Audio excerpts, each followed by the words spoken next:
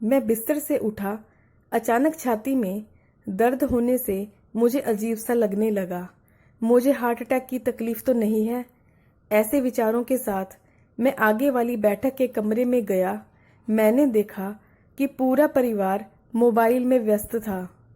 मैंने अपनी पत्नी नेहा को देखकर कहा कि मेरी छाती में आज रोज से कुछ ज्यादा दर्द हो रहा है, डॉक्टर को दिखाकर आता हूँ। नेहा ने कहा, हाँ मगर संभल कर जाना, काम हो तो फोन करना। मोबाइल में देखते देखते ही पत्नी बोली। मैं एक्टिवा की चाबी लेकर पार्किंग में पहुंचा। पसीना मुझे बहुत ज्यादा आ रहा था। एक्टिवा स्टार्ट ही नहीं हो रहा था। ऐसे वक्त हमारे घर का काम करने वाला शिव साइकिल लेकर आया। साइकिल का ताला लगाते ही उसने मुझे सामने खड़ा देखा और पूछा, क्यों साहब, एक्टिवा चालू नहीं हो रहा है क्या? मैंने कहा, नहीं, स्टार्ट नहीं हो रही है। शिव ने कहा, आपकी तबीयत ठीक नहीं लग रही है साहब, इतना पसीना क्यों आ रहा है आपको? साहब, इस हालत में स्कूटी को किक नहीं मारते, मैं किक मारकर चालू कर देता हूँ। शिव ने एक ही किक मारकर एक्टिवा को चालू कर दिया। साथ ही पूछा, साहब अकेले जा रहे हो? मैंने कहा, हाँ। उसने कहा, ऐसी हालत में अकेले नहीं जाते, चलिए मेरे पीछे बैठ जाइए। मैंने कहा, तुम्हें एक्टिवा चलानी आती है? शिव ने कहा, साहब गाड़ी का भी लाइसेंस है, चिंता छोड़कर बैठ जाओ। पास ही एक अस्पताल में हम पहुंचे। शिव दौड़ के अंदर गया और व्हील चेयर लेकर आया। साहब अब चलना नहीं है, इस कुर्सी पर बैठ जाओ। शिव के मोबाइल पर लगातार घंटियां बज रही थी। मैं समझ गया था कि मेरे घर से ही शिव को फोन आ रहे थे कि अब तक वह काम पर क्यों नहीं आया। शिव ने आखिरकार थककर किसी को कह दिया कि आज नहीं आ सकता। शिव डॉक्टर के जैसे ही व्यवहार कर रहा था। उसे बगैर बताए मालूम हो गया था कि साहब को हार्ट की तकलीफ है। लिफ्ट में से व्हील चेयर आईसीयू की तरफ ले गया। डॉक्टरों की टीम तो तैयार ही थी। मेरी तकलीफ सुनकर सब टेस्ट शीघ्र ही किए गए। डॉक्टर ने कहा कि आप समय पर पहुंच गए। इसमें भी आपने व्हील चेयर का उपयोग किया, वह आपके लिए बहुत फायदेमंद रहा। अब किसी की राह देखना आपके लिए बहुत हानिकारक है, इसलिए बिना देर किए हमें हार्ट का ऑपरेशन करके आपके ब्लॉकेज जल्द ही दूर करने होंगे। इस फार्म पर आपके स्वजन के हस्ताक्षर की जरूरत है। डॉक्टर ने शिव की ओर देखा। मैंने शिव से कहा, बेटे दस्तखत करने आते हैं? उसने कहा, साहब इतनी बड़ी जिम्मेदारी मुझ पर ना डालो।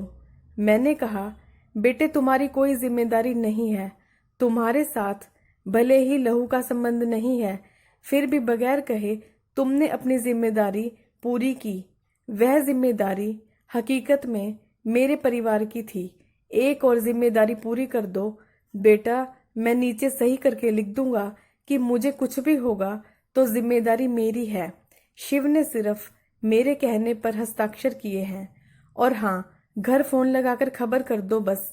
उसी समय मेरे सामने मेरी पत्नी का फोन शिव के मोबाइल पर आया। शिव शांति से फोन सुनने लगा। थोड़ी देर के बाद शिव बोला, मैडम आपको पगार काटनी है तो काट लीजिए, निकालना हो तो निकाल दीजिए, मगर अभी अस्पताल में ऑपरेशन शुरू होने के पहले पहुंच जाओ। हाँ मैडम, साहब को अस्पताल लेकर आया हूँ। डॉक्टर ने ऑपरेशन की तैयारी कर ली है और राह देखने की जरूरत नहीं है। मैंने कहा, बेटा घर से फोन था?